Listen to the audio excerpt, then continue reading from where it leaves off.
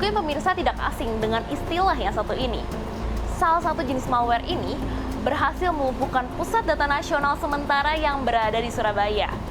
Selain itu, ransomware merupakan salah satu jenis malware yang paling banyak digunakan di dunia. Mengerikan sekali, bukan? Tapi bagaimana cara kerjanya?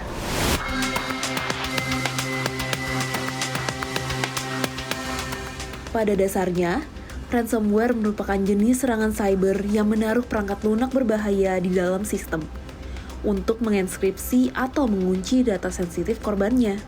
Kadang-kadang, pelaku bahkan mengunci perangkat korban secara utuh, sehingga tak dapat digunakan sampai korban harus membayar uang tebusan yang diminta oleh pelaku. Dan jika tidak membayar, data pribadi yang terkunci berpotensi disebarluaskan di dark web, jaringan overlay di internet yang dapat diakses dengan software, konfigurasi atau otorisasi tertentu yang menjadi rumah dari aktivitas ilegal di internet. Karena kecanggihan ini, Badan Cyber dan Sandi Negara pun menyebut bahwa jenis serangan ransomware akan meramaikan tahun 2024 dan masyarakat pun harus berwaspada. Pada dasarnya, masuknya software jahat ke dalam perangkat bisa disebabkan oleh phishing. Metode penipuan dengan mengirimkan email dengan berpura-pura menjadi tokoh di instansi tertentu. Email tersebut biasanya dilengkapi dengan dokumen atau laman yang memang sudah terinfeksi dengan software jahat. Alhasil, ketika korban tidak sengaja membuka dokumen atau laman tersebut, tanpa sadar, ransomware masuk ke dalam perangkat. Masalahnya, ketika peretas sudah berhasil masuk ke dalam perangkat, mereka hanya membutuhkan waktu kurang dari 4 hari untuk menyebarkan ransomware ke seluruh jaringan. Kecepatan inilah yang membuat ransomware sangat berbahaya karena korbannya hanya memiliki sedikit waktu untuk mendeteksi dan menggagalkan potensi serangan. Di Indonesia sendiri, data yang bocor akibat ransomware sudah mencapai angka jutaan, yang berasal dari 429 instansi. Masalahnya, baik data maupun instansi terbanyak di Indonesia yang sampai ke dark web berasal dari administrasi pemerintahan. Dan ya pemirsa, salah satu korban ransomware terbesar di Indonesia adalah peretasan yang dialami Pusat Data Nasional yang sempat kita singgung sebelumnya.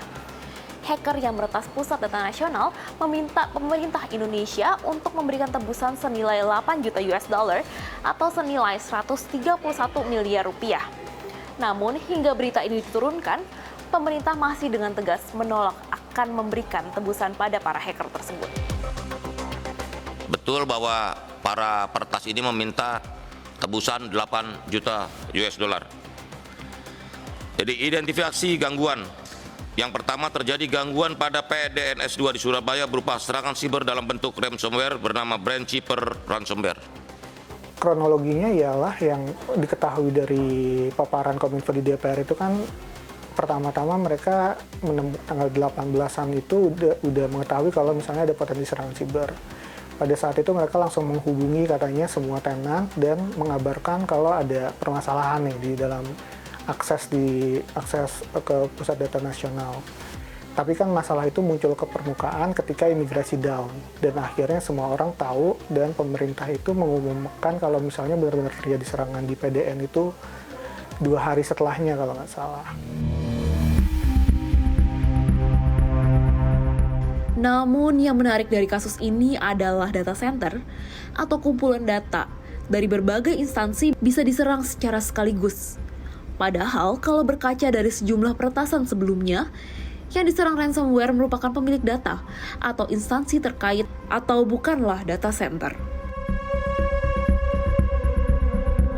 Ini kayaknya baru pertama kali yang disebut itu data center diserang oleh ransomware atau serangan siber. Pertanyaannya ini adalah kok bisa satu data center itu kena gitu? Kok bisa semua server di satu data center itu kena? Itu pertama yang mungkin harus dicari penjelasannya lebih lanjut. Sebenarnya kalau misalnya kita tanya ke pelaku-pelaku data center, serangan ransomware itu sehari bisa ratusan atau ribuan. Jadi mereka pasti tahu ini diserang terus-terusan dan ketika ada eskalasi mereka semakin awas gitu ya. Seperti tadi dibilang juga, sejauh ini sangat jarang ransomware itu bisa dibuka. Artinya salah satu pencegahan yang paling penting dalam melindungi data pengguna dalam serangan ransomware ini adalah backup.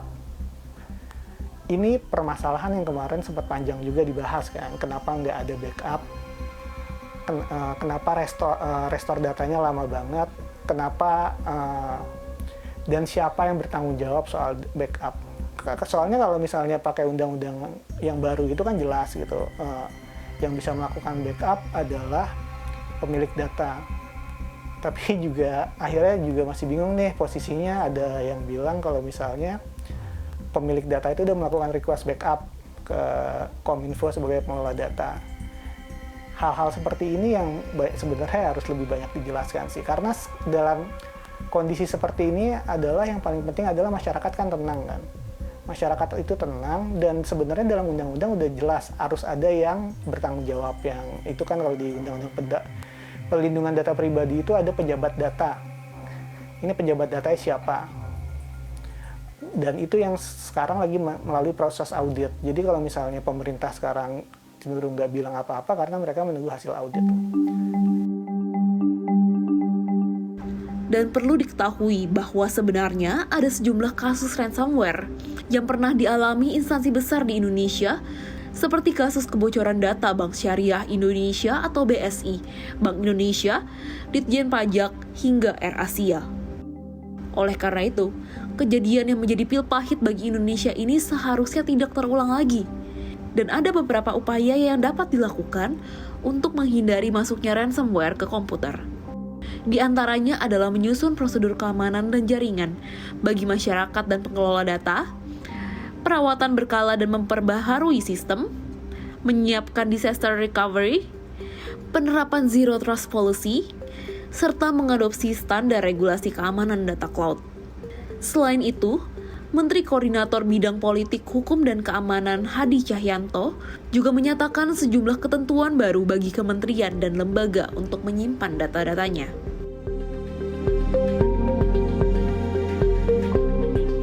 Setiap tenan atau kementerian juga harus memiliki backup. Ini mandatori, tidak opsional lagi.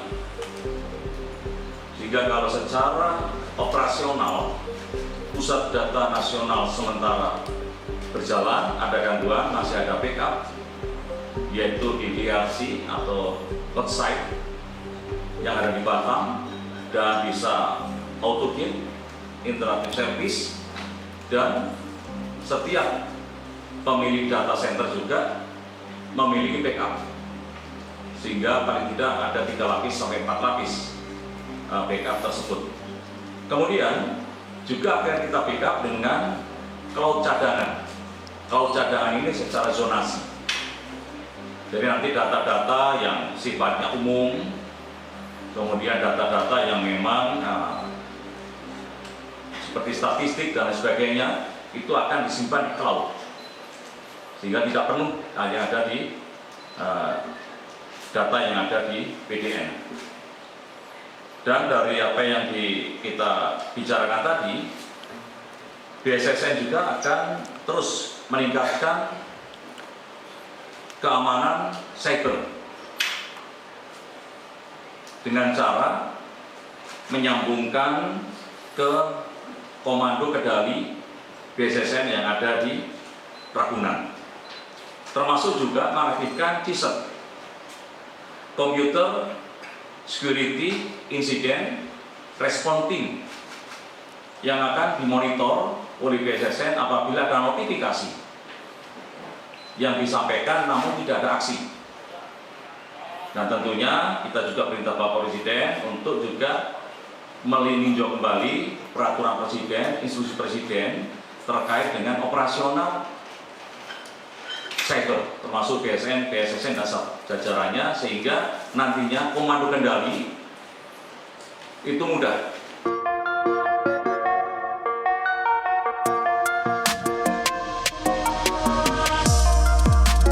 Harapannya setelah semua upaya ini dilakukan, kerugian akibat ransomware bisa jauh berkurang. Karena jangankan pusat data nasional, berdasarkan data dari IBM, rata-rata kerugian akibat ransomware ditaksir mencapai 5,5 juta US dollar atau senilai 83 miliar rupiah. Banyak sekali kan?